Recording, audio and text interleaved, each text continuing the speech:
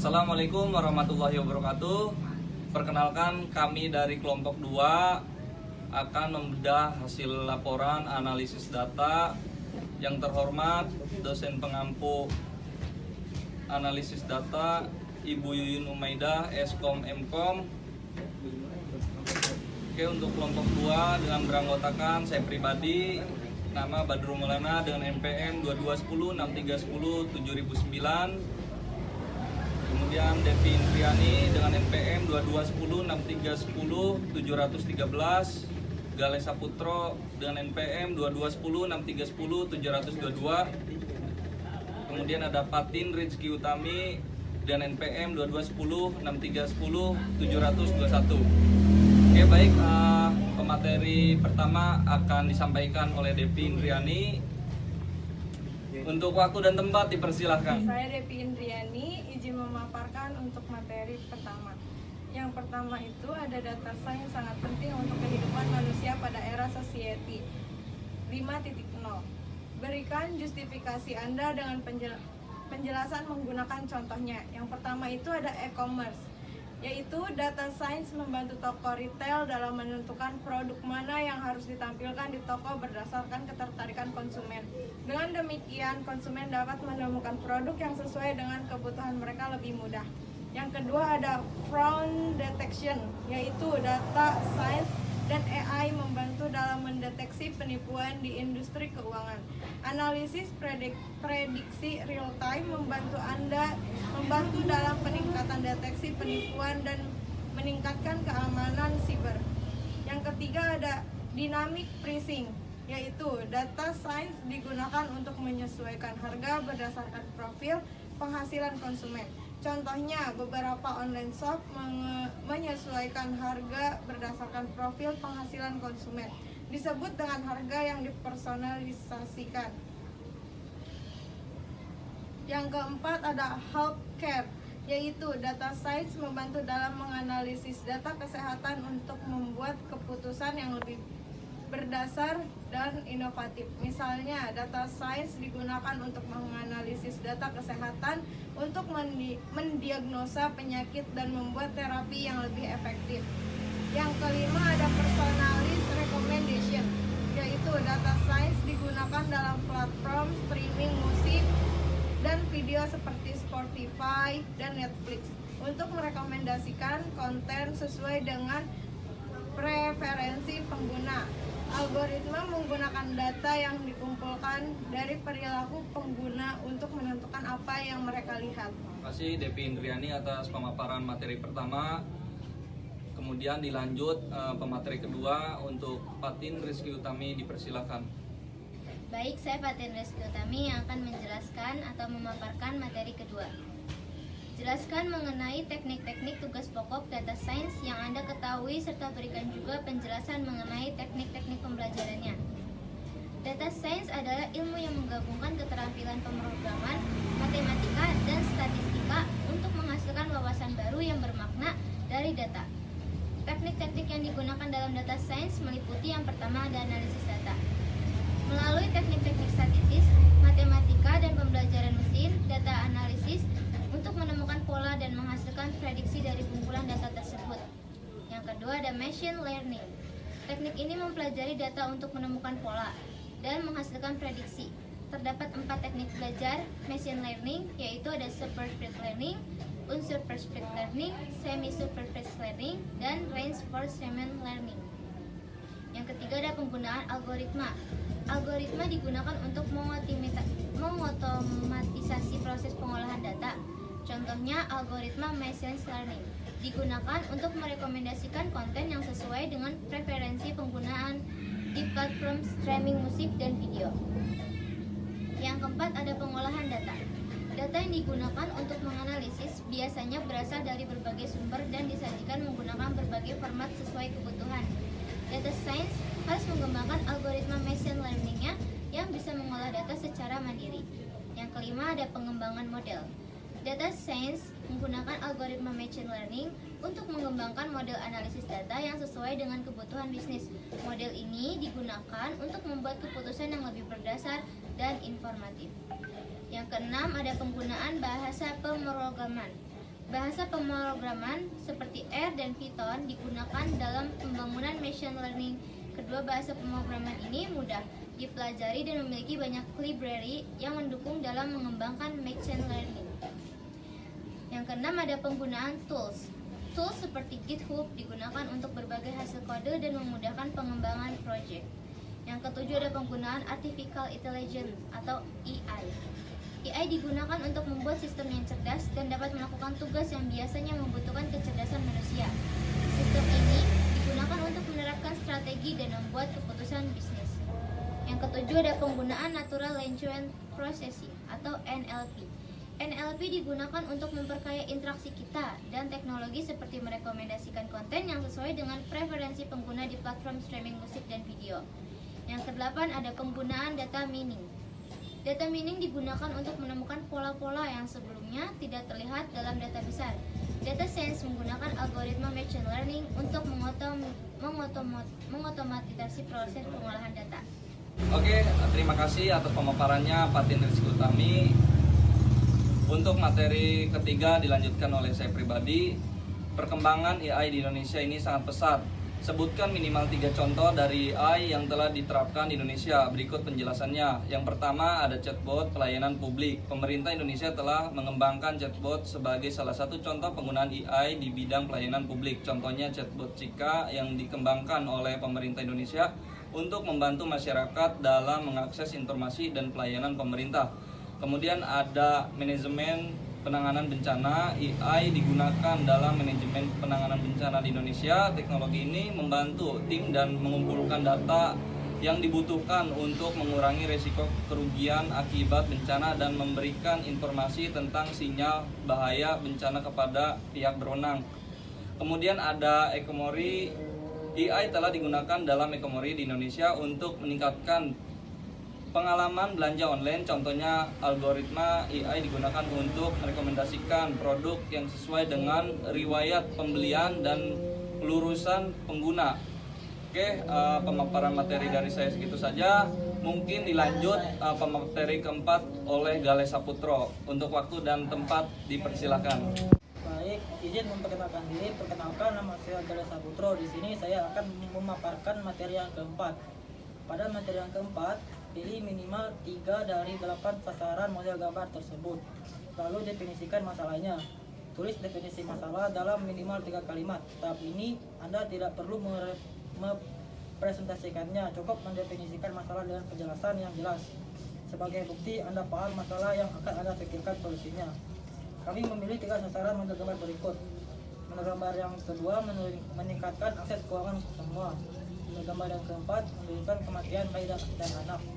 Model gambar yang keenam menurunkan penyakit infeksi menular dan meningkatkan kesehatan. Pada model gambar yang kedua meningkatkan akses keuangan untuk semua. Masalah akses keuangan untuk semua berarti bahwa sebagian besar masyarakat tidak memiliki akses ke sistem keuangan yang stabil dan terjamin. Hal ini menyebabkan mereka tidak dapat memenuhi kebutuhan dasar seperti makanan, pakaian, dan rumah, serta tidak dapat mengembangkan potensi mereka secara optimal. Akibatnya, mereka rentan terhadap kemiskinan, kebodohan, dan keterbelakangan. Kemudian model gambar yang keempat menurunkan kematian bayi dan anak. Masalah kematian bayi dan anak adalah masalah yang sangat serius dan mempengaruhi berbagai aspek kehidupan masyarakat. Kematian bayi dan anak dapat disebabkan oleh berbagai faktor, seperti kurangnya akses ke perawatan kesehatan, kurangnya gizi, dan kurangnya kesadaran masyarakat tentang pentingnya imunisasi. Akibatnya, kematian bayi dan anak dapat mengganggu pertumbuhan dan perkembangan masyarakat, serta mengganggu stabilitas sosial dan ekonomi.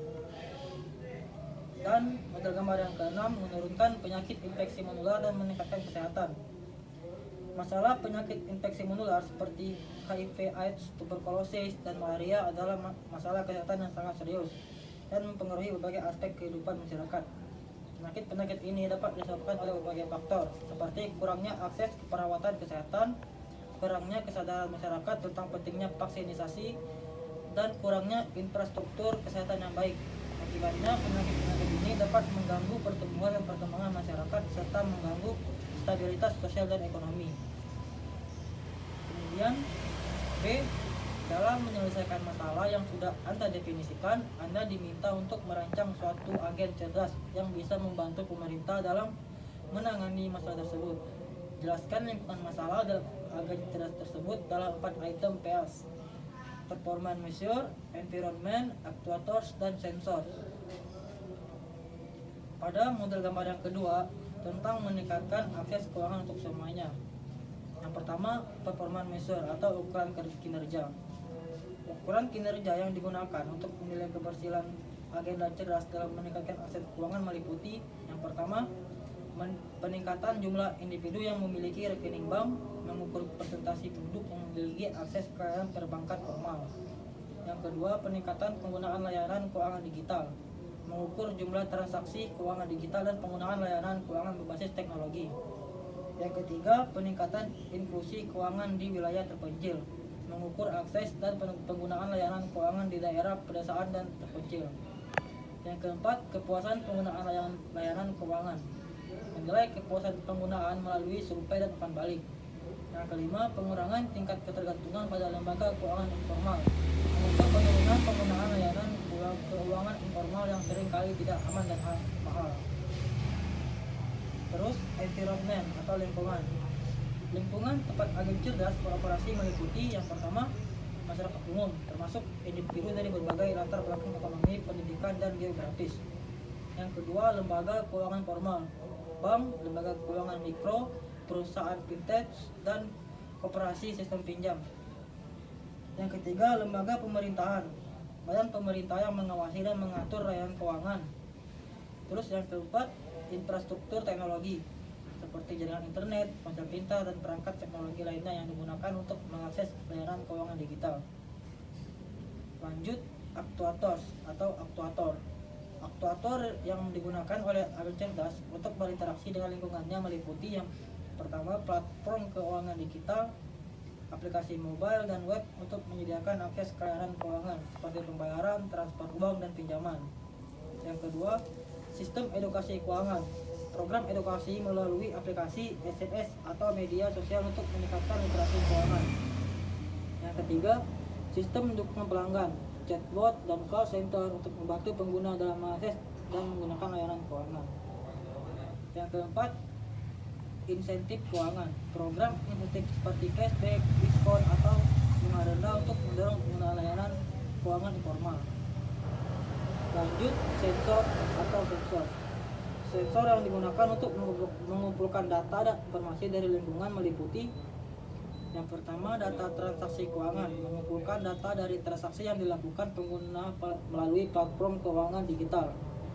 Kemudian, sistem geolokasi, mengidentifikasi lokasi pengguna untuk mengoptimalkan layanan di daerah terpencil. Yang ketiga, sensor perangkat pengguna, menggunakan data dari ponsel pintar dan perangkat lain untuk memahami perilaku pengguna dan kebutuhan mereka. Yang keempat, sistem survei dan umpan balik, mengumpulkan data dari pengguna mengenai kepuasan dan pengalaman mereka dengan layanan keuangan. Yang kelima, analisis media sosial, memantau percakapan di media sosial untuk memahami persepsi publik dan mengidentifikasi masalah atau kebutuhan yang belum terpenuhi. Dengan demikian, mendefinisikan PAS untuk agen cerdas ini, kita dapat merancang sistem yang efektif untuk membantu pemerintah meningkatkan akses keuangan bagi semua masyarakat, terutama mereka yang saat ini belum terlayani oleh sistem keuangan formal. Lanjut, model gambar yang keempat, menurunkan kematian bayi dan anak.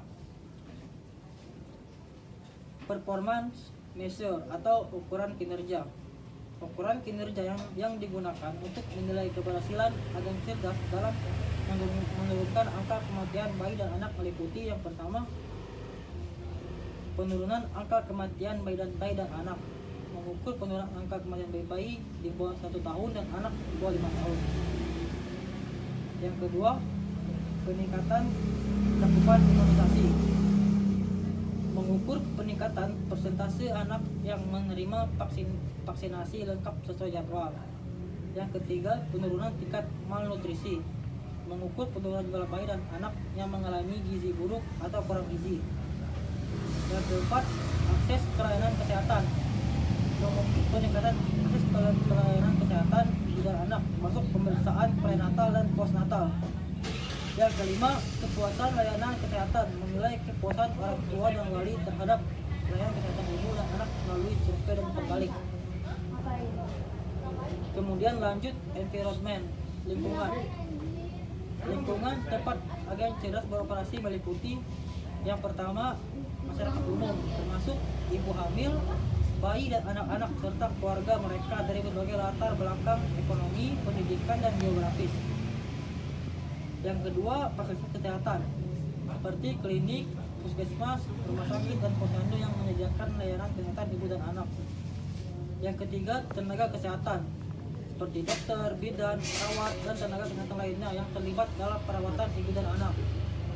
Yang keempat infrastruktur kesehatan seperti alat kesehatan, vaksin, obat-obatan dan teknologi yang digunakan untuk pelayanan kesehatan ibu dan anak.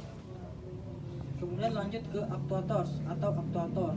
Aktuator yang digunakan oleh agen cerdas untuk berinteraksi dengan lingkungannya meliputi yang pertama platform kesehatan digital, aplikasi mobile dan web untuk memberikan informasi kesehatan, mengatur jadwal pemeriksaan dan mengingatkan vaksinasi.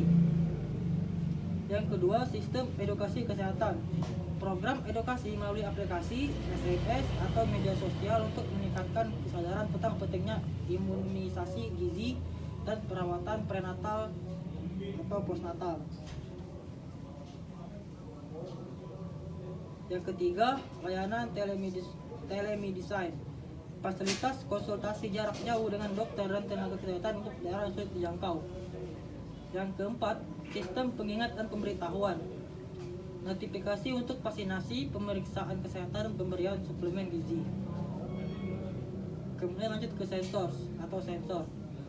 Sensor yang digunakan mengumpulkan data dan informasi dari lingkungan meliputi yang pertama data kesehatan elektronik, mengumpulkan data dari rekam medis elektronik di fasilitas kesehatan. Yang kedua sensor perangkat pengguna, menggunakan data dari ponsel pintar dan perangkat lain untuk memantau kesehatan ibu dan anak, misalnya aplikasi pemantau kehamilan. Yang ketiga sistem geolokasi, mengidentifikasi lokasi pengguna untuk mengoptimalkan layanan di daerah terpencil. Yang keempat, sistem survei dan umpan balik, mengumpulkan data dari orang tua dan wali mengenai kepuasan dan pengalaman mereka dengan layanan kesehatan. Yang kelima, analisis data lingkungan, mengumpulkan data tentang kondisi lingkungan yang dapat mempengaruhi kesehatan bayi dan anak seperti kualitas udara dan air. Dengan mendefinisikan PAAS untuk agen cerdas ini, kita dapat merancang sistem yang efektif untuk membantu pemerintah menurunkan angka kematian bayi dan anak dengan menyediakan akses yang lebih baik ke layanan kesehatan, edukasi dan pemantauan yang lebih tepat waktu dan berkualitas. Kemudian lanjut ke model gambar yang keenam, menurunkan penyakit infeksi menular dan meningkatkan kesehatan performance measure. Ukuran kinerja. Ukuran kinerja yang digunakan untuk menilai keberhasilan agen cerdas dalam menurunkan penyakit infeksi menular dapat meningkatkan kesehatan meliputi yang pertama penurunan jumlah kasus penyakit infeksi menular, mengukur penurunan penyakit seperti TBC, malaria, HIV, AIDS, dan penyakit infeksi menular lainnya. Yang kedua, peningkatan cakupan vaksinasi, mengukur peningkatan persentase populasi yang menerima vaksinasi lengkap terkoordinasi kesehatan. Yang ketiga, penurunan angka kejadian wabah, mengukur pengurangan frekuensi dan dampak wabah penyakit infeksi menular. Yang keempat, peningkatan akses ke layanan kesehatan, mengukur peningkatan jumlah orang yang mendapatkan kesehatan preventif dan kuratif. Yang kelima, kepuasan layanan kesehatan, menilai kepuasan masyarakat terhadap layanan kesehatan yang disediakan, termasuk pencegahan dan pengobatan penyakit infeksi menular. Kemudian lanjut ke environment atau lingkungan. Lingkungan tempat agen cerdas beroperasi meliputi yang pertama masyarakat umum, termasuk individu dari berbagai usia, latar belakang, ekonomi, pendidikan dan geografis yang berisiko terkena penyakit infeksi menular. Yang kedua, fasilitas kesehatan seperti klinik, puskesmas, rumah sakit, dan laboratorium yang menyediakan layanan kesehatan preventif dan kuratif. Yang ketiga, tenaga kesehatan seperti dokter, perawat, tenaga kesehatan masyarakat, dan petugas epidemiologi. Yang keempat, infrastruktur kesehatan, sistem informasi kesehatan, alat diagnostik, vaksin, obat-obatan, dan teknologi medis lainnya. Kemudian lanjut ke actuators atau aktuator. Aktuator yang digunakan oleh agen cerdas untuk berinteraksi dengan lingkungannya meliputi yang pertama, platform kesehatan digital, aplikasi mobile dan web untuk memberikan informasi kesehatan, mengatur jadwal vaksinasi dan menyediakan konsultasi kesehatan. Yang kedua, sistem edukasi kesehatan, program edukasi melalui aplikasi, SMS, atau media sosial untuk meningkatkan kesadaran tentang pencegahan dan pengobatan penyakit infeksi menular. Yang ketiga, layanan telemedicine, fasilitas konsultasi jarak jauh dengan dokter dan tenaga kesehatan untuk meningkatkan akses ke kesehatan. Yang terakhir, sistem pengingat dan pemberitahuan notifikasi untuk vaksinasi, pemeriksaan kesehatan dan pengobatan yang diperlukan. Lanjut ke sensor atau sensor. Sensor yang digunakan untuk mengumpulkan data dan informasi dari liputan meliputi yang pertama, data kesehatan elektronik, mengumpulkan data dari rekam medis elektronik di pusat kesehatan. Yang kedua, sensor perangkat pengguna, menggunakan data dari ponsel pintar dan perangkat lain untuk memantau kesehatan individu, misalnya aplikasi pemantau gejala. Yang ketiga, sistem geolokasi, mengidentifikasi lokasi pengguna untuk mengoptimalkan layanan di daerah berisiko tinggi. Yang keempat, sistem survei dan umpan balik, mengumpulkan data dari masyarakat mengenai kepuasan dan pengalaman mereka dengan layanan kesehatan. Yang kelima, analisis media sosial, memantau percakapan di media sosial untuk memahami persepsi publik dan mengidentifikasi masalah atau kebutuhan yang belum terpenuhi. Yang keenam, sensor lingkungan, mengumpulkan data tentang faktor lingkungan yang dapat mempengaruhi penyebaran penyakit seperti kualitas udara dan air serta data kepadatan populasi.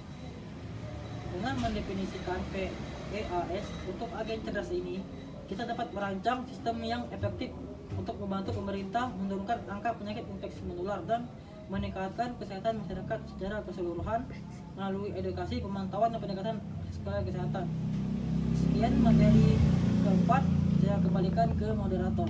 Oke, terima kasih atas pemaparan materinya Galih Saputro. Untuk kesimpulan, data sains adalah ilmu yang menggabungkan keahlian algoritma dan matematika untuk mengolah dan menganalisis data. Ilmu ini sangat penting karena bisnis kecil maupun besar sangat bergantung pada data. Data sains digunakan untuk mengambil informasi atau pengetahuan dari hasil analisis data tersebut.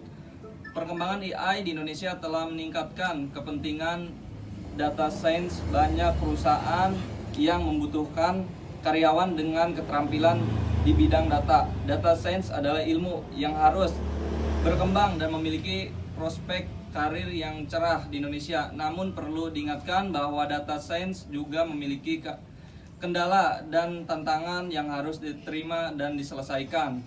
Oke, mungkin sekian pemaparan dari kelompok 2. Kurang lebihnya mohon maaf. Wassalamualaikum warahmatullahi wabarakatuh.